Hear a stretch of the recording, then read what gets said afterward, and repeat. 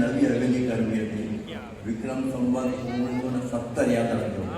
અને એ વખત કર્યું સેવામાં છે દેવા હરિસન્યસુ અડિકમા ખડે ગુરુમુખી જોગિયા યુક્તિ જાણે મુક્ત આનંદ ભોજ માર્યા પછી અટળ સુખ અખંડ પદ રાજ માણે.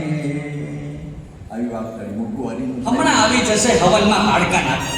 રાહુલ, એ રાહુલ, રાહુલ, એ રાહુલ, એ બેટા કહે છે કે ફાઇનલ નથી કર્યું ને? હે હાશ, બચી ગયા.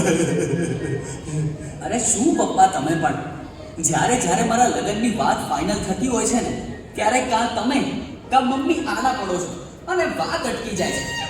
બાપા, જામનગર વાળી જાનકી મમ્મીને જાડી લાગી, પોરબંદર વાળી પ્રીતિ મમ્મીને પાતળી લાગી, બરોડા વાળી બબીતા મમ્મીને પાડી લાગી. એટલે કંટાળીને મેં છેલ્લે નક્કી કર્યું કે આમાંથી મમ્મીને એકેય છોકરી ગમતી નથી તો મમ્મી જેવી જ લઈ આવું ને. જેવું મેં આ પપ્પાને જણાવ્યું તો પપ્પાએ ના પાડી. એમ કહ્યું કે તારી મમ્મી જેવી તો લાવતો જ નહીં. એનાથી હું બહુ કંટાળી ગયો છું, ત્રાસી ગયો છું. હવે સ્વામી બાપા તમે જ કહો કે આવી પરિસ્થિતિમાં હું શું કરું? બાપા, બાપા, ઘરના ઘર છે, ફળિયામાં નળ છે, છોકરો લાઈનસર છે, પણ સગાઈ ક્યાં સમયસર છે? બાપા, બાપા, આનો ક્યાંય મેળ પડતો નથી.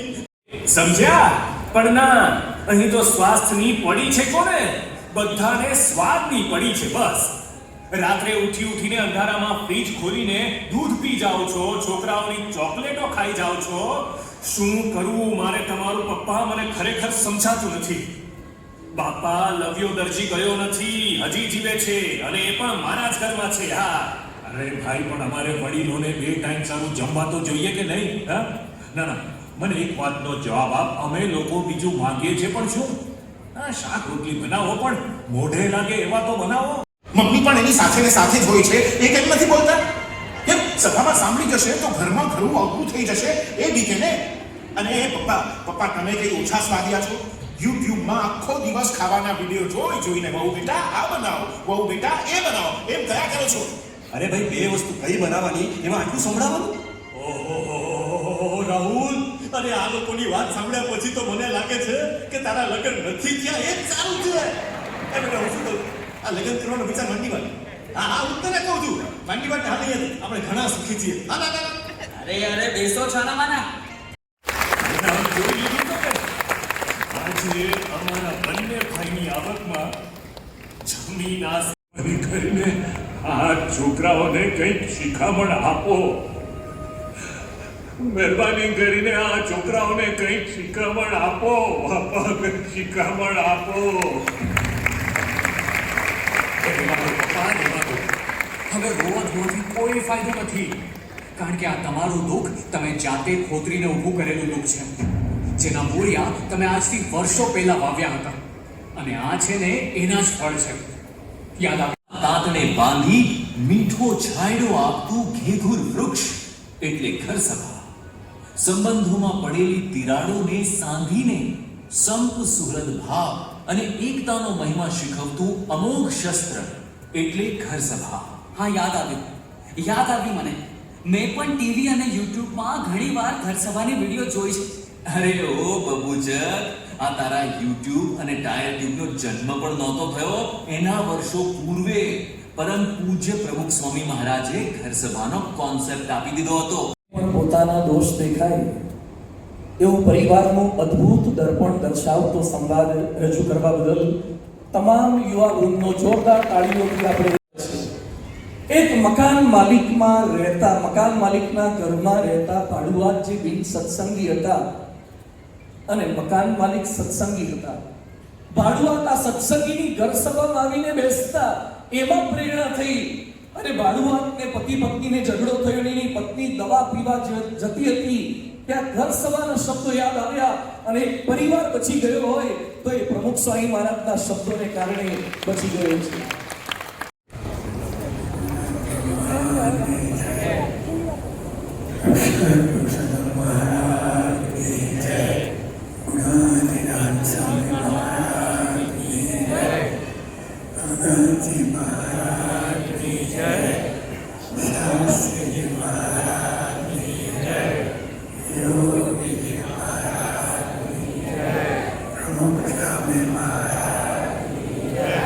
ભગવાન સ્વામી મહારાજની જય. મહોત્સવની જય. કાર્યકર સુવર્ણ મહોત્સવની જય. કાર્યકર સુવર્ણ મહોત્સવની જય. સ્વામી યોગી મિલન સ્વામી અને સિદ્ધાંત પુરુષ સ્વામી આ ચારેય સંતો પરમ પૂજ્ય સ્વામીશ્રીને બીજો હાર ધરાવશે અને આપણા સૌ કોઈની ભક્તિ પરમ પૂજ્ય સ્વામી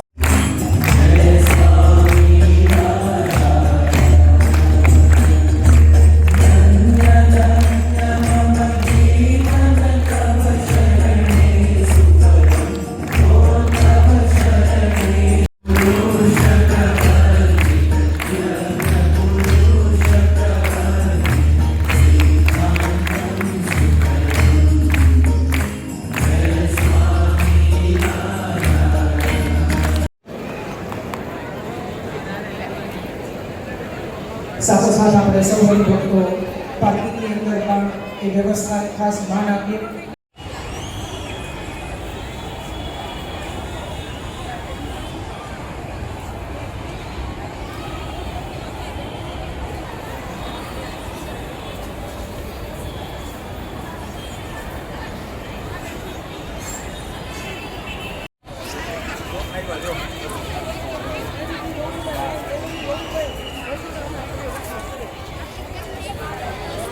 કોઈ